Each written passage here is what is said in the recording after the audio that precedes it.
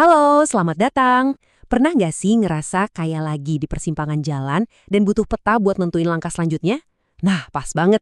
Sebentar lagi kita bakal isi kotak peralatan strategis kamu dengan 2 kali tools yang bener-bener ampuh buat bikin rencana dan ngambil keputusan.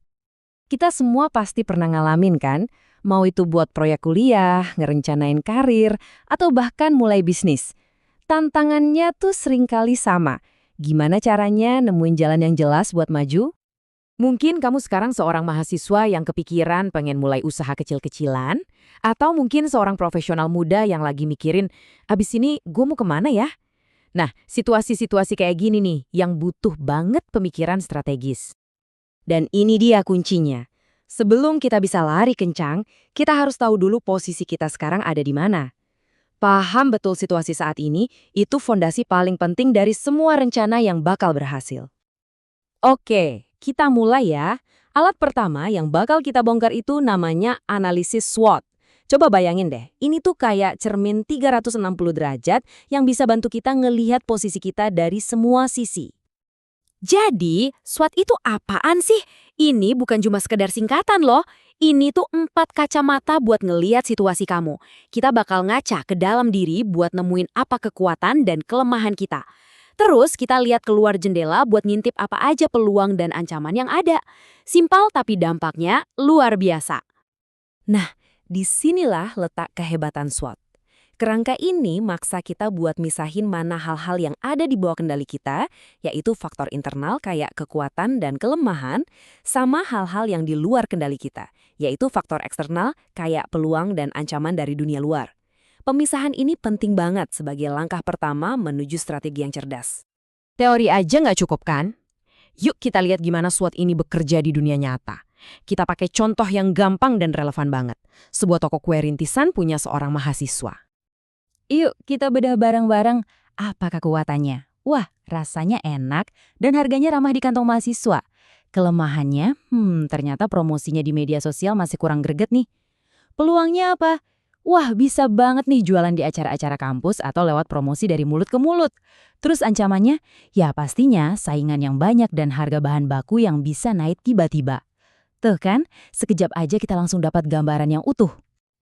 Oke, jadi SWOT tadi udah ngasih kita gambaran soal peluang dan ancaman dari luar.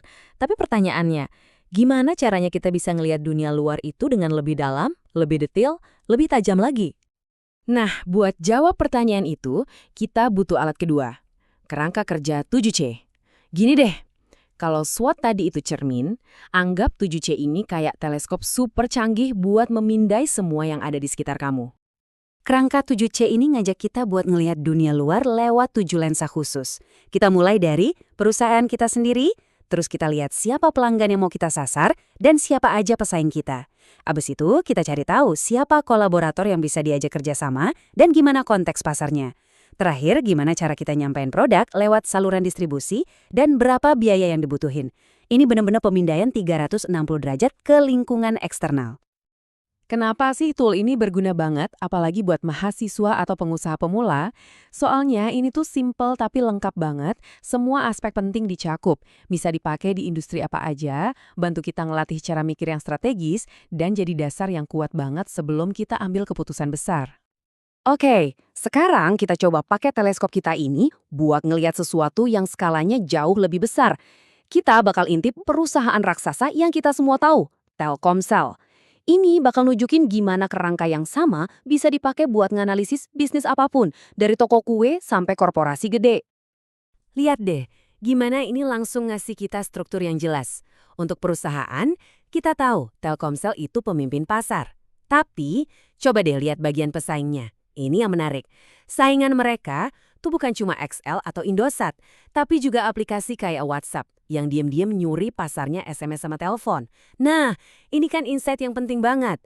Terus, di bagian konteks, mereka juga nggak bisa seenaknya. Ada aturan pemerintah soal spektrum, ada tren 5G yang harus dikejar.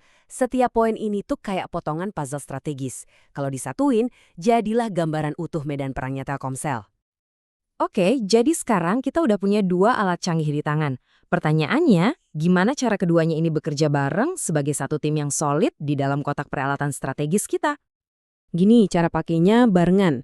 Anggap aja gini, kamu mulai dulu pakai SWOT buat dapat diagnosis cepat.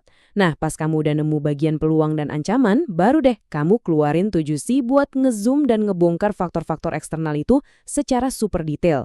Hasil dari 7C nanti bakal bikin analisis SWOT kamu jadi jauh lebih tajam dan kaya. Jadi ini bukan pilihan antara satu atau yang lain, tapi keduanya adalah tim yang sempurna. Ingat ya, punya rencana itu selalu dimulai dari pemahaman. Dengan SWOT dan 7C, kamu nggak lagi main tebak-tebakan. Kamu punya kerangka kerja yang jelas buat memetakan posisimu sekarang dan melihat masa depan dengan lebih jernih. Jadi, pertanyaan terakhir bukan dari saya, tapi buat kamu. Kotak peralatannya udah siap. Petanya udah di tanganmu. Sekarang, proyek, ide, atau karier mana nih yang bakal jadi sasaran analisismu yang pertama?